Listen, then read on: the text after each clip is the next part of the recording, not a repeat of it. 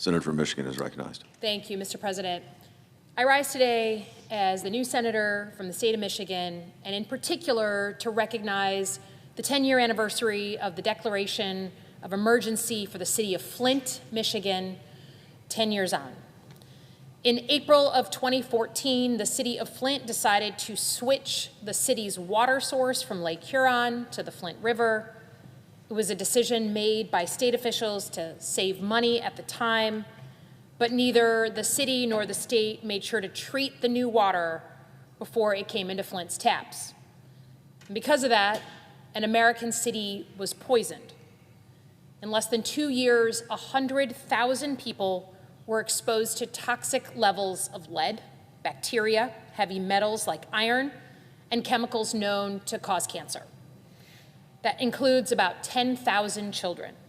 Imagine the big house at U of M packed on a game day, and that's how many people were poisoned.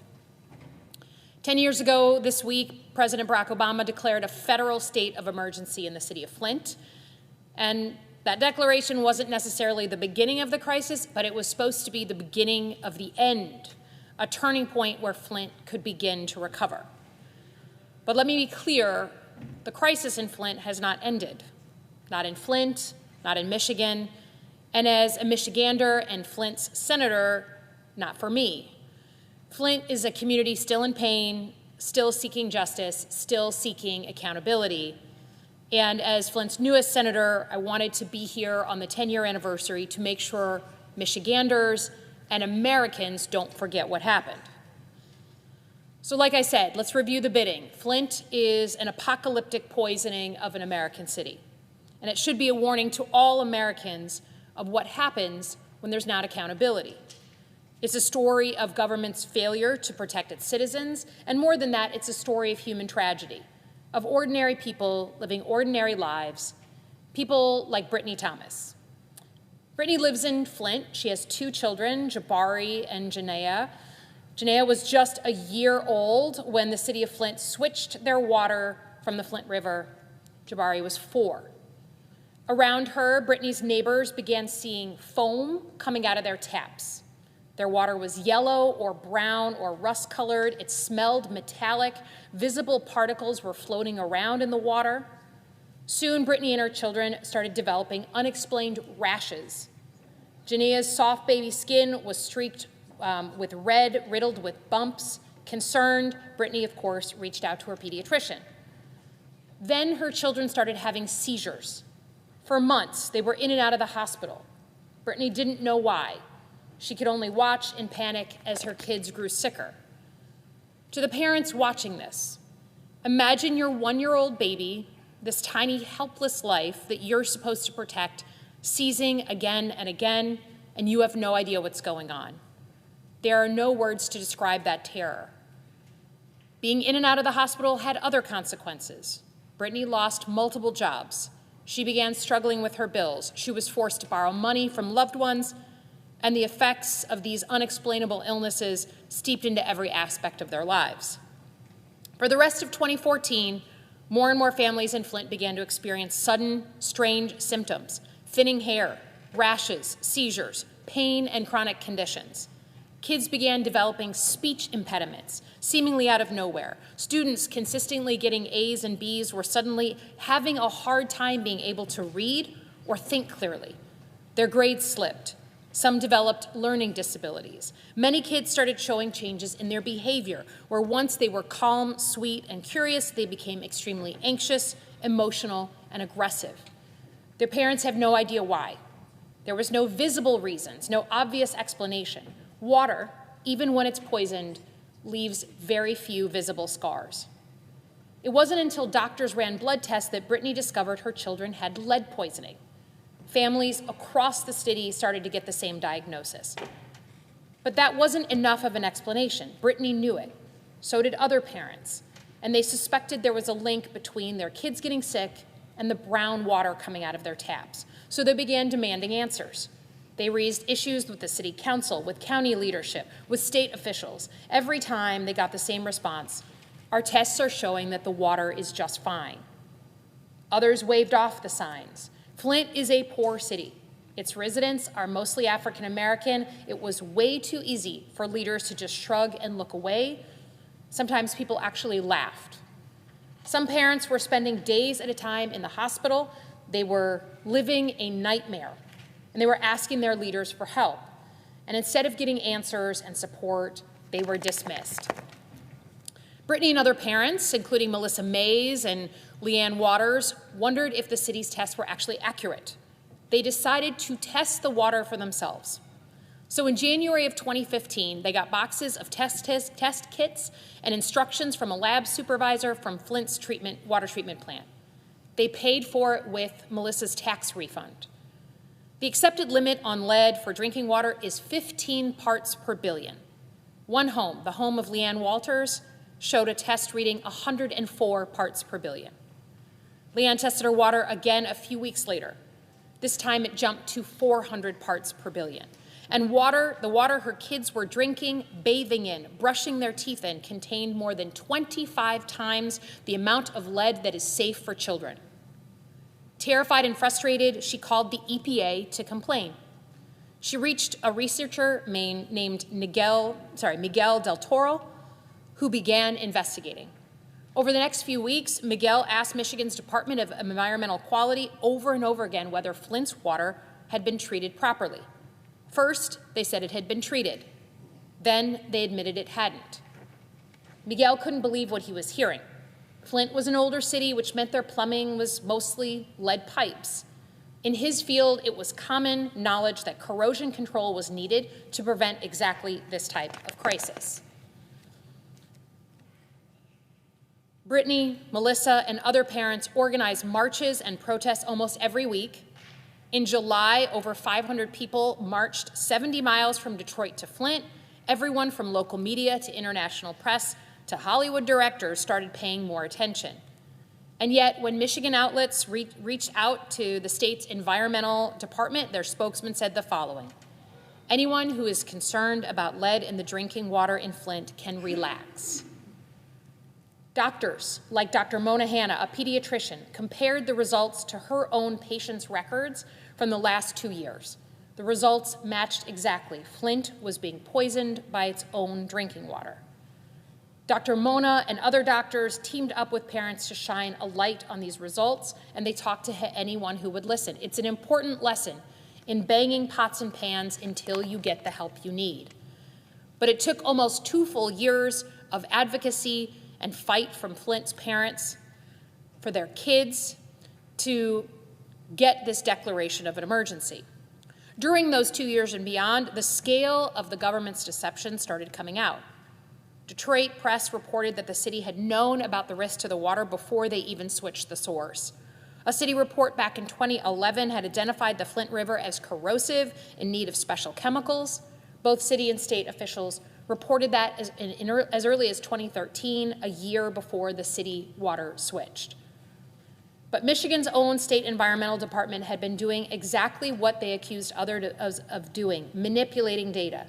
They had changed city reports to make the lead levels look within acceptable levels. The state's tests, which they had cited for months to discredit the Flint parents, were revealed to have been cherry-picked. Meanwhile, federal reports of lead in Flint's water had been buried by senior officials at the Environmental Protection Agency until Miguel, that one researcher we spoke about, risked his job and leaked the reports to press. Starting things off, 12 people died from Legionnaire's disease alone. In fact, Flint knew how to fix these problems before they even changed the water and did it anyways. Treating Flint's water would have cost approximately $60 a day. For $60 a day, officials could have prevented 100,000 people from getting poisoned. Now, what has that led to? Flint's advocacy changed more than just the city's water source. It changed Michigan. Michigan is the Great Lakes state. Water is part of our core identity, and we've always seen ourselves as protectors of our nation's water. Threats to our water are threats to our very identity as Michiganders. To be frightened of our water hits at the core of who we are. But Flint helped us realize that protecting water doesn't just start and stop at the Great Lakes. It includes the water around us in our rivers, and in our taps. Because of Flint, Michigan is now a powerful voice speaking out on the issues like PFAS and chemical contamination, river pollution. Republican or Democrat, Michiganders see themselves as stewards of all of America's water, no matter where it flows. And it's no exaggeration to say that Flint changed our country. More than 10 years after the crisis in Flint, billions of dollars have been spent going to American cities to swap out lead pipes, including hundreds of millions for Michigan, secured by Senators Debbie Stabenow and Gary Peters. The issue of aging lead pipes drew national attention. Cities in New Jersey, Colorado, Kentucky began replacing their aging pipes. In 2018, Michigan became the first state to require the removal of all lead pipes. And citizens were empowered to hold elected officials accountable for environmental negligence rather than just companies. But all of that is, frankly, cold comfort to the people of Flint. In their community, the damage has been done. More than a decade later, it's still ongoing. An entire generation of Flint's children still live with the long-term effects of lead poisoning. It never leaves the body. Learning disabilities, ADHD, anxiety and depression, not to mention PTSD. Studies estimate that roughly 3,000 children have been diagnosed with these conditions and more. The actual number could be much higher. Flint schools paid a heavy price. Test scores dropped dramatically. Special needs requests spiked. Enrollment in Flint schools plummeted from 8,500 students in 2012 to less than 3,000 this year. More than 20 school buildings are sitting empty. Both Brittany's kids still suffer from recurring seizures, almost 12 years after the crisis began. Her son, Jabari, has extreme anxiety and issues with his memory. He began struggling in school. Around her, Brittany's friends and loved ones now have chronic, incurable conditions. Children whose kidneys are so damaged that they are in constant risk of severe dehydration, women with repeated and above normal miscarriage rates. Teenagers with hardened heavy metals deposits in their heels and in their knees, making it painful to sit or stand. Parents with a slew of autoimmune disorders, lupus, rheumatoid arthritis.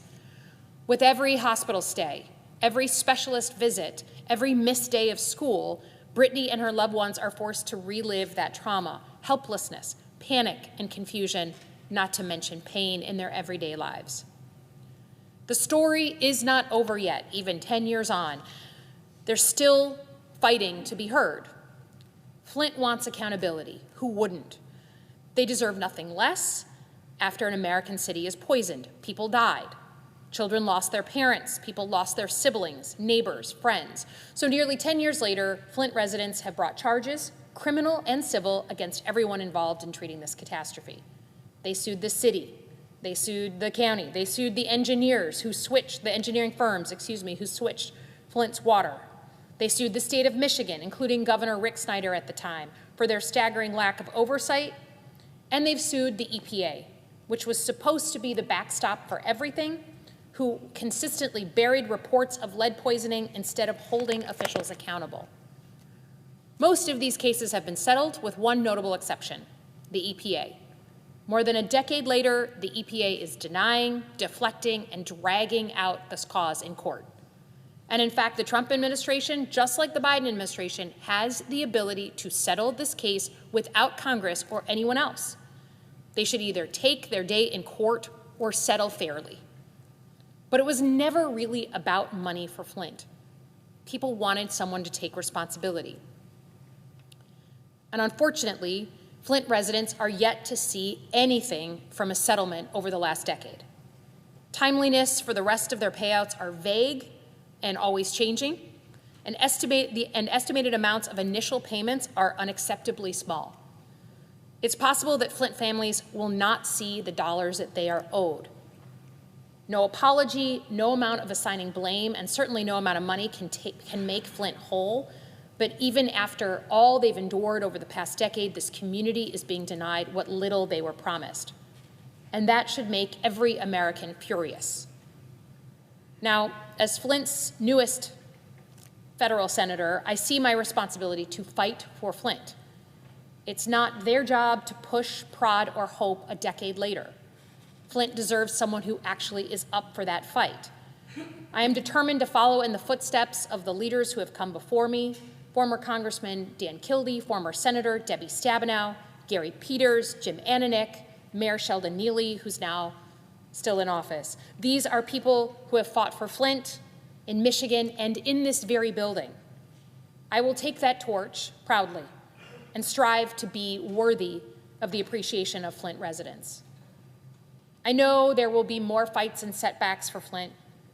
There will be consistent fights for dollars, to get over promises broken, for accountability and apologies, but I want to say here on the floor of the Senate directly to Flint, no matter what is coming, I have your back, and it is my responsibility to fight for you.